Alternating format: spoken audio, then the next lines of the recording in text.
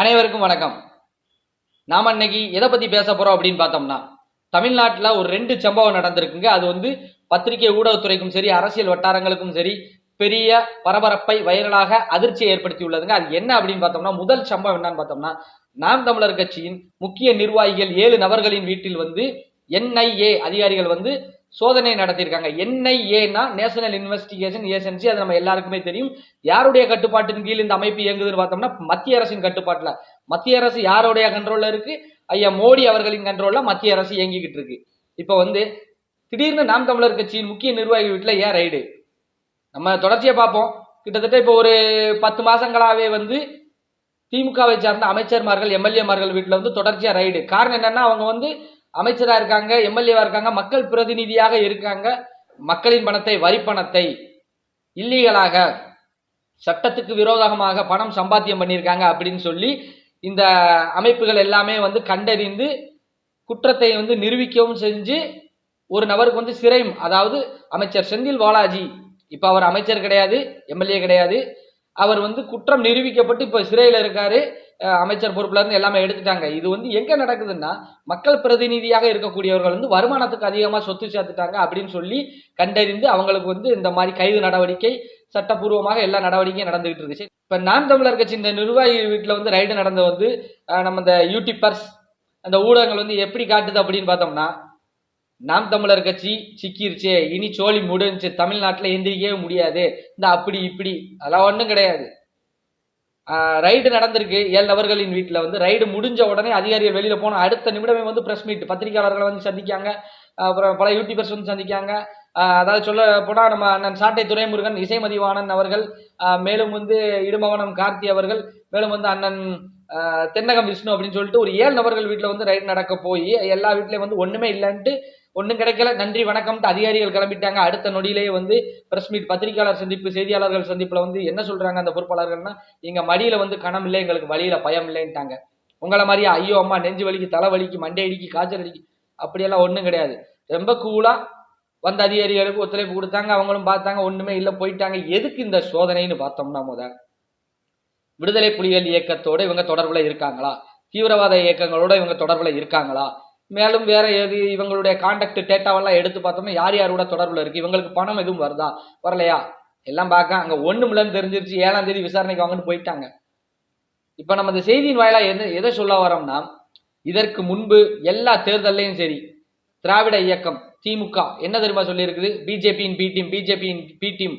எது? நாம் தமிழர் கட்சி பிஜேபியின் பி டீமா? இப்ப உங்களுக்கு ரைடு நடக்கும்போது என்ன சொன்னீங்க? அரசியல் காழ்ப்புணர்ச்சி, பழிவாங்கும் நோக்கம் அப்படின்னு சொல்லி நீங்க சொன்னீங்க. அதே தானங்க இப்ப நாம் தமிழர் கட்சிக்கு நடந்திருக்கு. இனிமே நீங்க பி டீம்னு சொல்ல முடியுமா? ஏன் நீங்க பி டீம்னு சொன்னீங்க?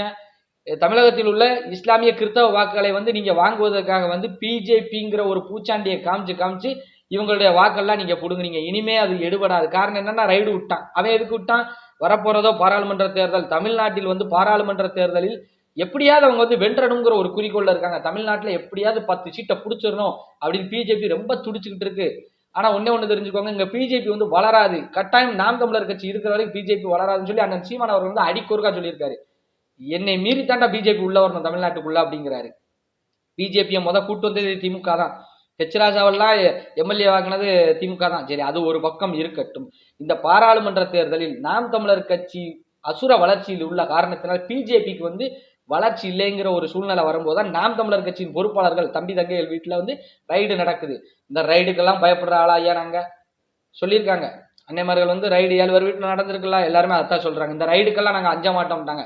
அண்ணன் சீமான் அவர்கள் என் வீட்டுக்கு ரைடு விட்டு தொலையப்பா அப்படின்னு. என்ன காரணம்னா, எங்களுக்கு இதை நாங்க ஒரு விளம்பரமா தான் பாக்குறோம். மக்களுக்கு மேலும் எங்களை கொண்டு போய் நீங்க சேர்த்திருக்கீங்க.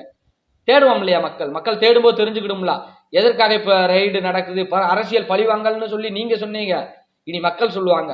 எப்படி சொல்லுவாங்க? நாம் தமிழர் கட்சியை வளர விடக்கூடாதுன்னு சொல்லி அரசியல் பழிவாங்கும் நோக்கத்துல இந்த மத்திய அரசு, பிஜேபி அரசு இது மாதிரி செய்கிறது, NIA அதிகாரிகளை அனுப்புதுன்னு சொல்லி மக்கள் சொல்லுவாங்க. மக்களுக்கு இனிமே தெரிஞ்சுக்கிடும். ஏற்கனவே மக்கள் வெளிப்படைஞ்சிட்டாங்க, தெளிவாயிட்டாங்க. இந்த பாராளுமன்ற தேர்தல் மக்கள் உண்மையிலே தனிச்சு நிக்காரு. அண்ணன் சீமான் அவர்கள் தமிழகத்திற்கு தேவையான அனைத்தையும் கேட்டு நிக்காரு. எனக்கு என் உரிமையை குடுன்னு உறுத்தா நிக்காரு. தமிழகத்திற்கு தேவையான எல்லாத்தையும் எனக்கு குடு அப்படின்னு சொல்லி கேட்டு நிக்காரு. காரணம் என்னன்னா தமிழ் உணர்வு, தமிழ் தேசிய கட்சி, தமிழ் தேசிய அரசியலை வந்து அவர் முன்னெடுக்காரு. அதனால தமிழ்நாட்டுக்கு எனக்கு தேவையானதை குடுன்னு நிக்காரு. ஆனா இந்த திராவிட இயக்கங்கள், இந்த அதிமுக, திமுக எத்தனை எம்பிப்பா, 39 எம்பிப்பா நீங்க அங்க போய் உட்கார்ந்துருக்கீங்க. ஏதாவது ஒண்ணு செஞ்சிருக்கீங்களா ஐயா? அதிமுக ஒரு எம்பி போயிருந்தாரு. ஆமா, என்னதையா செஞ்சீங்க? 40 பேர் போய் தட்டத்தான் செய்தீங்க. இதத்தான் செஞ்சீங்க. வேற என்ன செஞ்சீங்க? மக்களுக்கு தேவையான எந்த ஒரு தேவையும் வந்து இவங்க வந்து பாராளுமன்றத்துல வந்து கேட்கவே கிடையாது. அதனாலதான் வந்து வெகுண்டெழுந்து விடக்கூடாது அப்படின்ட்டு தான் வந்து வெறியா நின்று அடிக்கிறோம். இந்த பாராளுமன்ற தேர்தலில் பார்க்க போறீங்க.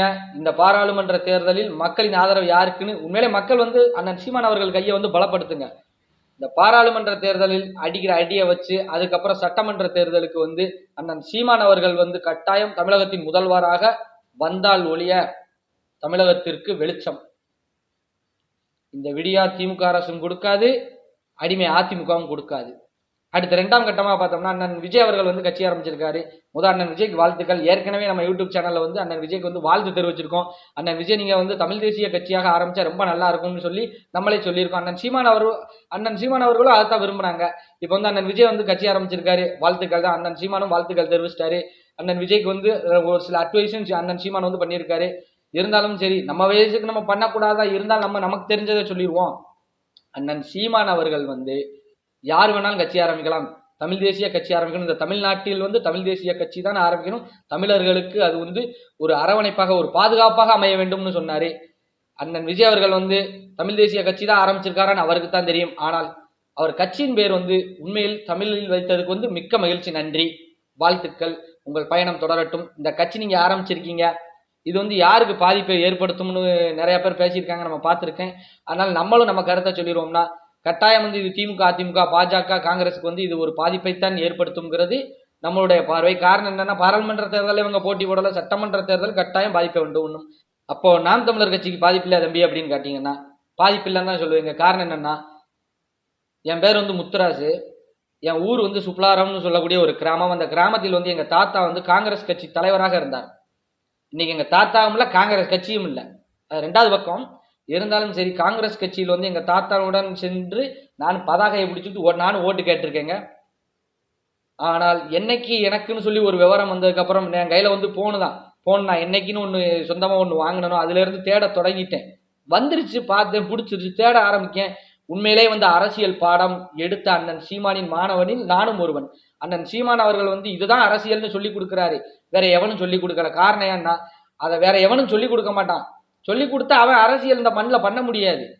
அதனாலதான் அவன் சொல்லி கொடுக்கல.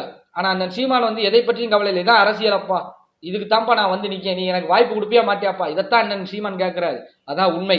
எளிமையான தலைவர், நல்லவர், அன்பானவர், தமிழகத்தை நேசிக்கிறார். காரணம் என்னன்னு பார்த்தோம்னா இந்த திமுகவா இருக்கட்டும், இந்த திராவிட இயக்கங்கள், ஒட்டுமொத்தமா இந்த திராவிட இயக்கங்கள் வந்து மாற்றார் தான் இவர்கள் வந்து மாற்று மொழி பேசக்கூடியவர்கள். இந்த தமிழ்நாட்டில் வந்து தமிழர்கள், தமிழ் அது இதுன்னு சொல்லியே ஆட்சியை பிடிச்சு தமிழர்கள் தலையில் முளகாய் அரைத்து தமிழகத்தில் எல்லாத்தையும் முடிச்சாச்சு, சோழியை முடிச்சாச்சு. ஆனா இவர்கள் யாருமே தமிழர்கள் கிடையாது. ஐயா காமராஜருக்கு அடுத்த ஆண்ட யாருமே வந்து தமிழர் கிடையாது. ஐயா எடப்பாடி வந்து ஏதோ ஒரு புண்ணியத்துல வந்தாரு, ஒரு போயிட்டாரு. இப்ப நல்லா பார்த்தோம்னா இவங்க யாருமே வந்து தமிழர்கள் கிடையாது. ஆனா தமிழ்னே சொல்லி, ஏன்னா உன் மொழியை எதிர்த்துட்டாத்தான் நீ எதிர்த்துருவல்லையா, உன் மொழியை சொல்லியே உன்னை ஆட்சி செஞ்சுட்டு போயிட்டான். ஏதாவது உருப்படியா வச்சிருக்கானா, எல்லாத்தையும் அழிச்சாச்சு. இப்ப அண்ணன் சீமான் அவர்கள் வந்து தமிழ் தேசிய அரசியலை எடுத்து வராங்க. அவர் திராவிட அரசியலை எடுத்து வரல, தமிழ் தேசிய அரசியலை எடுத்து வராரு. மேலும் அண்ணன் சீமான் அவர்கள் வந்து தமிழ் தேசிய அரசியல் தமிழ்நாட்டில் பேசுறாரு. மேலும் தமிழர்களுக்கு ஒண்ணுன்னா எப்பவுமே முதல்ல வந்து குரல் கொடுத்து துணை நிற்கிறார். காரணம் என்ன, இந்த மண்ணின் மகன் அவர், தமிழ்நாட்டை நேசிக்கக்கூடிய ஒரு தமிழர் அவர். அதனால் இந்த மண்ணுக்கு வந்து அவர் கட்டாயம் வந்து உறுதுணையா நின்று இந்த மண்ணை பாதுகாப்புங்கிற ஒரு நம்பிக்கை எல்லாருக்குமே இருக்குது. பெரும்பாலான இளைஞர்களுக்கு வந்துருச்சு. மக்கள் அனைவரும் இதை புரிந்து கொள்ளணும். தமிழ்னு சொல்லியே உன் தலையில முளகா அரைச்சு நாட்டை பாதியம் வித்துட்டான், இன்னும் உங்களுக்கு புரியலையா? அண்ணன் சீமான் அவர்கள் வந்து இப்படித்தான் என் நாடு, என் மண் இருக்கணும்னு சொல்லி ஒரு தமிழ் மண்ணை காதலிச்சு இப்படித்தான் இருக்கணும்னு சொல்லி பல கோடி கனவோட நிக்காரு. அவர் கையை பலப்படுத்த வேண்டும், தனிச்சு நிக்காரு. கூட்டணி போட்டவன் எல்லாருமே இந்த நாட்டை கூட்டி கொடுப்பதற்கு தயாராகி கூட்டணி போட்டு நிக்காங்க. ஆனால் அண்ணன் சீமான் தனிச்சு நிக்காரு. இந்த மண்ணுக்கு ஒரு விடிவு காலம் வந்து விடாதா அப்படின்னு ஏங்கி நிக்காரு. தயவு செய்து நம் மக்கள் அனைவருமே இந்த பாராளுமன்ற தேர்தலும் சரி, அடுத்து வரக்கூடிய சட்டமன்ற தேர்தலும் அண்ணன் சீமான் அவர்கள் கையை பலப்படுத்துவோம். அண்ணன் சீமான் அவர்களின் கையை வலுப்படுத்துவோம், பலப்படுத்துவோம்ங்கிறத உங்கள் அனைவர்கிட்டையும் வேண்டி விரும்பி கேட்டுக்கொள்கிறேன். நன்றி, வணக்கம்.